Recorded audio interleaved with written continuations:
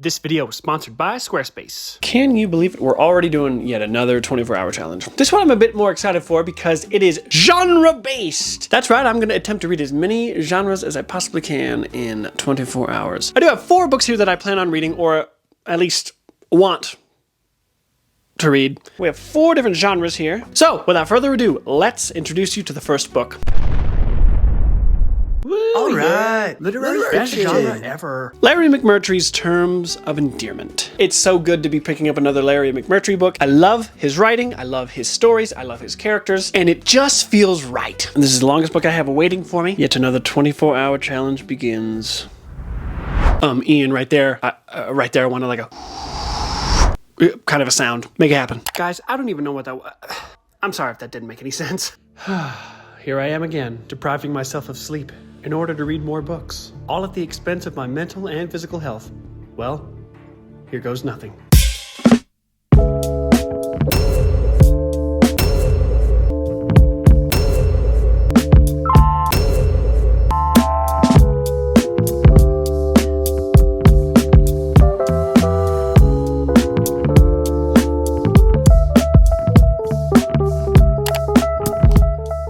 Hello, folks. I'm already loving this book. It's not been long. Cheese and crackers, Larry McMurtry can tell a freaking story. Before I tell you a little bit about what this book is, I need to talk to you about today's sponsor, Squarespace. I've said it once on this channel, I've said it twice on this channel, and I'm gonna say it again and again. Squarespace is the all-in-one website platform for entrepreneurs and those looking to build their brand and business online. Whether you've been in the entrepreneur game for a long time, or you're just starting, or maybe you're trying to manage a growing brand, Squarespace makes it so incredibly easy to create exquisite websites while simultaneously allowing you to engage with your audience and to sell whatever kind of content and or products you may have. It's all in one place and it's all on your terms. If you're a little unsure about using Squarespace, fear not. Squarespace provides every single tool that you'll need to create your dream website. They have hundreds of layout options and every single thing is customizable. With their new design intelligence, which by the way combines 2 decades of industry-leading design expertise with cutting-edge AI technology, it will empower you to build a beautiful, personalized, excellently tailored website that fits your unique needs and craft an original identity and online presence. Head on over to squarespace.com to start your free trial today. And when you're ready to launch your website, head on over to squarespace.com/IanGubeli to save 10% off your first website and or domain. Thank you so much to Squarespace for sponsoring today's video. Back to Larry.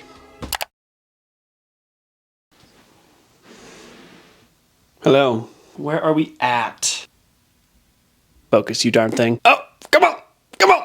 An hour and 33 minutes. 34 minutes. Terms of Endearment. Okay, so I stopped on chapter 4. I'm on page 70. Those first 3 chapters were a solid introduction to these characters and this story so far. The first chapter, we got introduced to our 2 main points of view. A mother-daughter duo of Aurora Greenway and her daughter Emma. Right off the bat, their relationship is hard. Aurora is a very enigmatic person. She has this larger-than-life personality, and yet she's a total narcissist. The thing is, I know several people like Aurora. It is crazy how well Larry has painted this picture of what a narcissist looks like. And then on the flip side, we have her daughter Emma. She's a sweetheart, and she is just living she's trying to live her best life. She's married to a man. His real name is Thomas, but his nickname is Flap. Poor Emma, I just feel like she is neglected by her husband already. McMurtry, that he is definitely one of the few male authors who can write convincingly from a woman's point of view. It just feels like he knows these women so well. So the clock is still ticking. This is going to be one of those challenges where I let the clock run and see how far I get. Let's get back to it.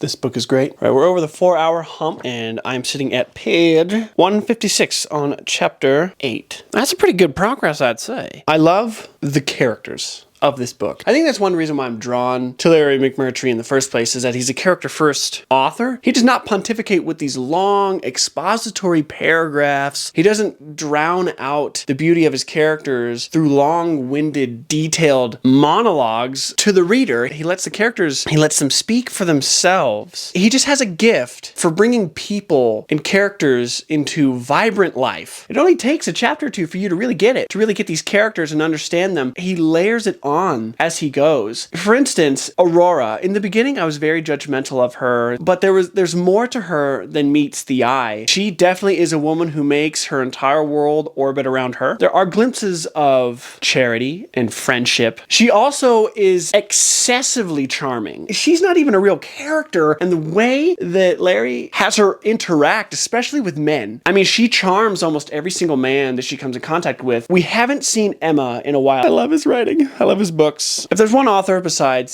Stephen King that I could recommend to you on this channel, it would be Larry McMurtry. I've been given an ultimatum, over the phone too, which is the worst possible way to receive ultimatums. There's no one to hit. I don't know what men think I am, but whatever it is, it's not what I am. Uh-oh, Rosie said. Who from? Trevor. Aurora said, best dressed man of my life. I might have known I'd never get to keep anyone well dressed. You can't write that kind of comedy.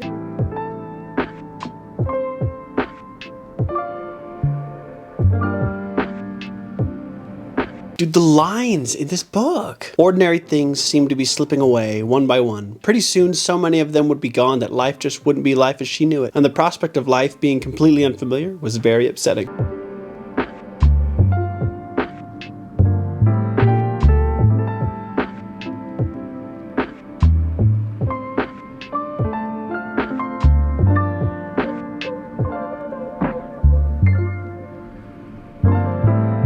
The heart had been there to take, and she had taken it, an action as natural to her as taking a bite from a plate. She had never been inclined to pass over accessible hearts if the person carrying them seemed somewhat palatable. Larry, you freaking genius!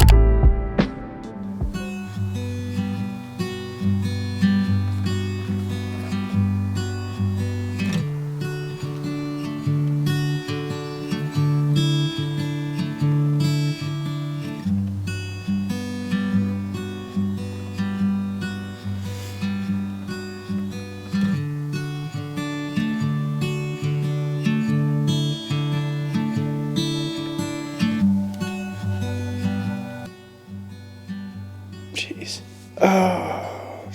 Let's move on to the next book. Okay, now that the emotional damage is over, let's move on. I'm thinking something light, easy, fun. You know the type. Something like this. Oh yeah, baby.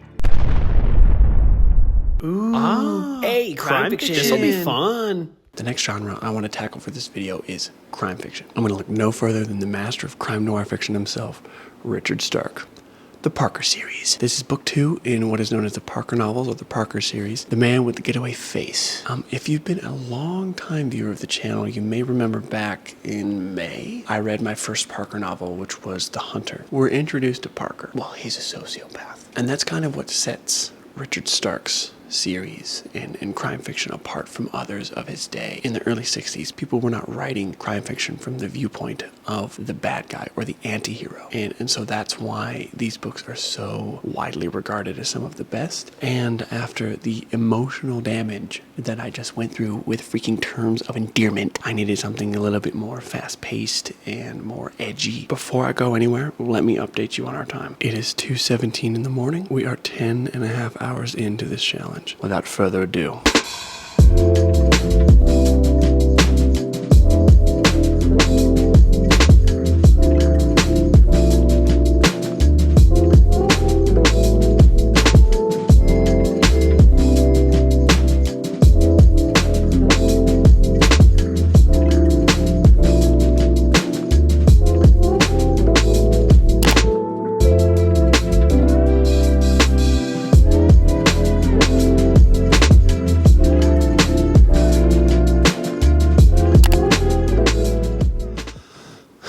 Okay, let me update you. Okay, so this book is really fast-paced. It's been an hour and I'm 52 pages in. The thing is, I don't know if there's a specific order you have to read these books in. I definitely would say you have to read the first one before you read this one. This is your classic heist story, and Parker's getting sucked into doing a heist. But the thing that I'm having trouble with, this guy, Parker, seems to know who he's done previous jobs with in the past. He wants Parker's help robbing an armored vehicle. The guy that needs Parker's help isn't the one that came up with the plan. The girl that he's smitten with came up with the plan, and she's not even a thief. And she's got the nerve to talk to Parker like this. Man, shut up, you're a waitress. What do you know about robbing armored trucks? She's talking to Parker like, oh no, we need to get 2 tractor trailers in a car so that we can split up 3 ways to make the cops confused. What? She's so stupid. If I was Parker, man, I'd walk away. I'd walk away, call it a day, make this book a 50-page novella. Give me the 3rd book. Guys, I'm exhausted. 3 in the morning. Not good for the brain. Not good for the body. I do this for you, even though no one asked me for this video.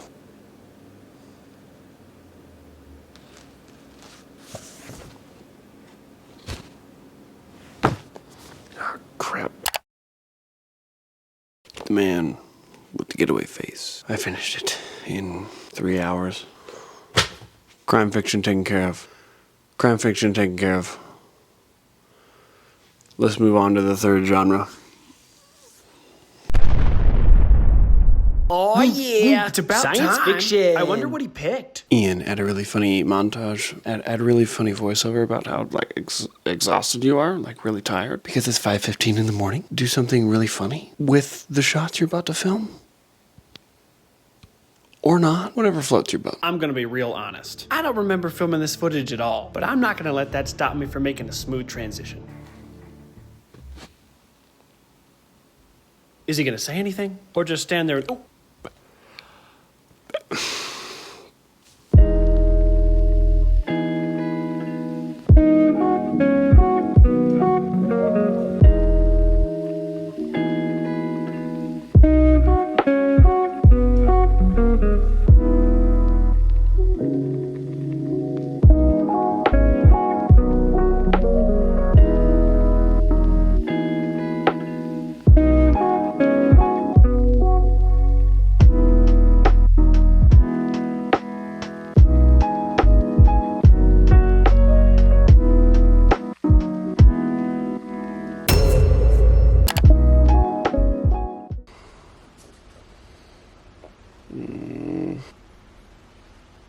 I fell asleep. As usual, I think the last thing I saw on the clock was 6. I think I'm deserving. I think I've deserved it.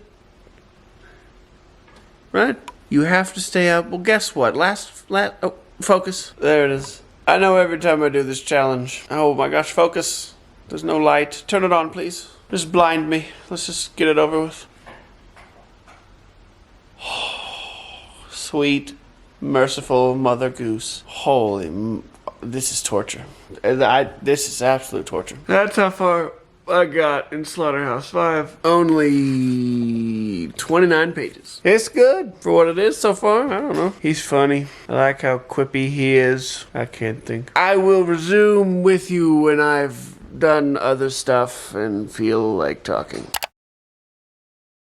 Just hang on. Okay. We're 19 hours in. We're almost done with Slaughterhouse 5. I'm so sorry. I know a lot of you have been asking for this book, asking for my thoughts, and you want to see me review it and read it. I haven't filmed a single thing, and I'm on page 173. That is not entirely just because I've been lazy. Look at that font. There's not that many words on the page, and the way Mr. Vonnegut writes this, I do need to talk to you about it. Going into this blind, I was not prepared. I was not prepared for what I'm reading. When a book starts with a line that says all this happened, more or less, you already know that the narrator is going to be unreliable. That is how it's felt. But it's been an enjoyable unreliable because it's so much fun to read, at least in the first chapter, the first person perspective of our narrator, who doesn't name himself. You kind of follow along with some history, what his motivations are, why he's writing what he's writing. And because it's like, this stuff happened, pretty much. Yeah. I have no idea whether that whole first chapter was a lie or truth or half-truths. And then it jumps into the story of Billy Pilgrim. I wasn't ready I wasn't ready for this man's story. It's as far as I can wrap my brain around this. This is about Billy's psychological state. Vonnegut has been using this non-linear, non-chronological description of events to reflect on pretty much how Billy is completely addled in his brain. Things become more clear through flashbacks. These flashbacks are descriptions of time travel, like time travel experiences. Billy believes that these things have happened to him. But wait, I'm just putting it together. Our narrator isn't reliable. And neither is Billy's frame of mind. I don't know what to believe. Is that the genius of Slaughterhouse-Five? I almost feel like I need to reread as soon as I finish it. You know what? Screw it. I'm gonna get to the end of the book before I start making assumptions of what stuff symbolizes and means. Back to Slaughterhouse-Five.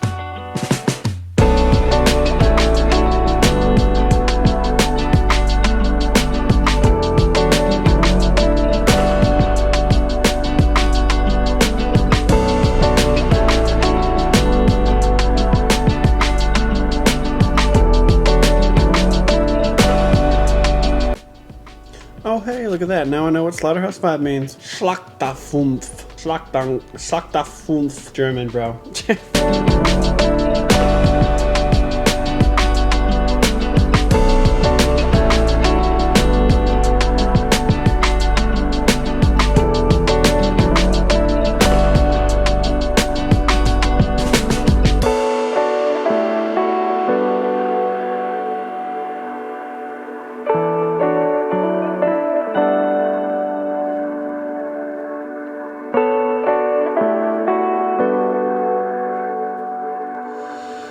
We're done.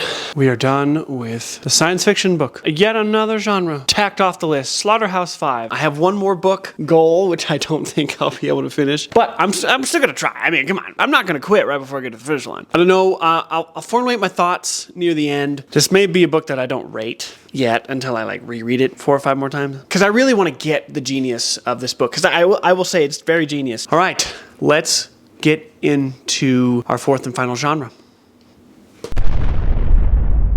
Yeah, that's right. That's my favorite. All right, let's get this over with. It's just one more book and a few more hours. How hard could this really be? Oh, who am I kidding? This is impossible. It's just one more book. How hard could this... Wait. How'd the camera get over here? Now I gotta move it. Oh yeah, this is the book I picked. Woo! The Strangled Queen by Maurice Druyon. This is the second installment in the Accursed Kings series. This is straight up historical fiction. Based on true events about Louis X, Philip the Fair, the Iron King. The series focuses around the political intrigues of medieval Europe, particularly in France and England, and how essentially the 100 Years' War got started. And of course, anytime I showcase this series, I think the blurb speaks for itself. This apparently was a huge inspiration to George R. R. Martin's critically acclaimed A Song of Ice and Fire books, or otherwise known as A Game of Thrones. I read the first one a long time ago. I think I read the first one in the same video that I read The Hunter, which is the first Parker novel. Another plug for my 7 books in 7 days video. I love that video. Go check it out. I've been meaning to get back to this series ever since. I'm going to stop putting that off right now. Stick around for the recap of everything that I read. Just be patient. And it's almost done. Oh my gosh, it's almost done and I can go to sleep.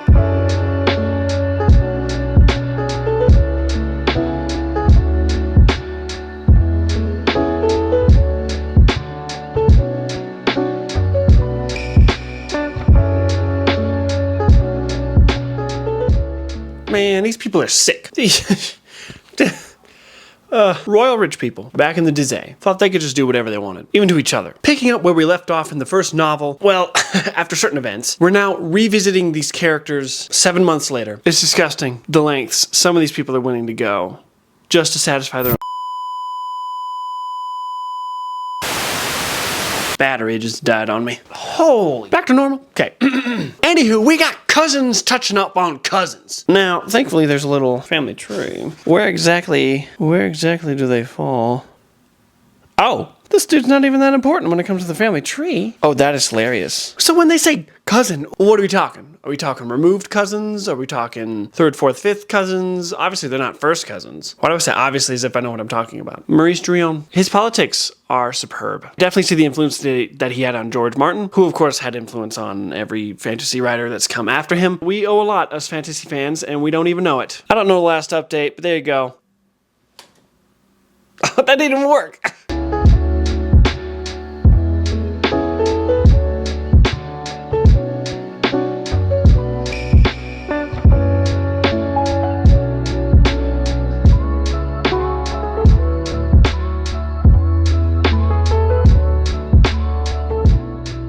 Dude, it's writing like this. It's writing like this that really brings all of this history to life. You know, this isn't something that most of us study in school. Just incredible how Maurice Druon writes, man. It's some of the best writing. Because a great sovereign had died before his time, because a young king disliked leading a celibate life, because his uncle was impatient to satisfy his needs, because a name had been mentioned and remembered, a young fair-haired girl who perhaps this very day 1,000 miles away was beset with melancholy beside an eternally blue sea, thinking that nothing would ever happen to her, was suddenly fated to become the central preoccupation of the court of France. People making power moves. This young girl doesn't even know what's about to happen.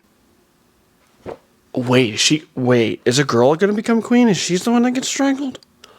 Oh, that's morbid.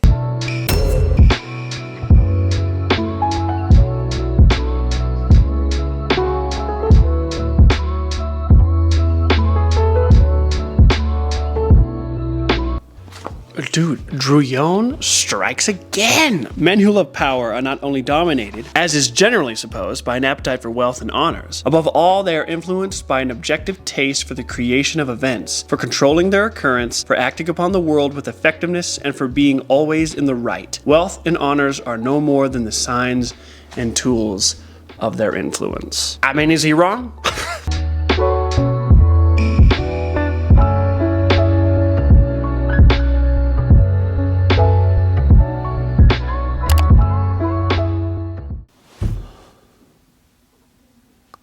We did it. 24 whole hours. I'm over 50% of the way through The Strangled Queen. Oh, brother, I'm in the 150s. I think I'm like 156. I'm not going to finish this book on camera. I will finish it on my own. But for right now, I'm going to bed, and I will see you guys tomorrow. It is almost 2 days later. The sun has gone down, up, and then down again since last time. I updated you. Another 24-hour challenge come and gone. Let's recap the books. For the literary fiction genre, I chose Larry McMurtry's Terms of Endearment. This book rocked my world. The ending of this book was, as you saw, emotional. This was a very emotional book, a book about relationships, a book about people. I have to say, this was just an exquisite novel. 5 stars. That was a 5-star novel. Everybody pick that up right now. For crime fiction, I picked Richard Stark's The Man with the Getaway Face. The very first chapter of this book gives away what that title means. I think Richard Stark, aka Donald E. Westlake, does crime fiction so differently than everybody else. It didn't quite hit the standard that The Hunter set for it, but it is a 22-book series, so I'm not going to hold that much against it. 3 stars. Science fiction, but a book that's much more than just science fiction. Kurt Vonnegut's Slaughterhouse-Five. This book it exceeded expectations because when you read the back, it gives nothing. So I didn't know what to expect with this novel. It is science fiction, but it's a whole lot more than that. But just sticking with the genre, it is not the kind of science fiction you are thinking. You know, I think if I say it, it's going to give it away. I don't want to give a single thing about this book away. On top of it being science fiction, it is probably one of the great anti-war novels of all time. No one could write things that happened in this book without having gone through some of those things. The humor had me cackling, dude, cackling. You feel the compassion in Vonnegut's excellent, exquisite storytelling. It's definitely like a 4.25. Very good book. And lastly, historical fiction. I am still not done with The Strangled Queen. Maurice Drillon is just amazing. The fact that this is only the second novel shows me that this series is going very far in my estimation. There was one phrase in the book that I really think sums up this entire series so far, and that was, "The smell of power was abroad in Paris, and it seemed that everyone wished to sniff it." That's some pretty poignant stuff, huh? So, that's my challenge. Folks, thank you so much for sticking with me this entire time. This is the first reading vlog of 2025, and there will be plenty more where this came from. I have so many fun ideas, even just for the rest of this month. Thank you so much for all your love and support over the past year and a half of this channel being a thing. Drop a comment down below what your favorite genre is and what your favorite books in those genres are. Maybe I'll do some of those in my next genre-based video. Thank you so much for being here. And thank you so much again to the sponsor of today's video, Squarespace. Remember to head on over to squarespace.com to start your free trial today. Or if you're ready to launch your website now, head on over to squarespace.com/IanGubeli to get 10% off your first website and/or domain. Thank you again to Squarespace for sponsoring today's video. Thank you all for sticking around this long. I will see you all in the next one.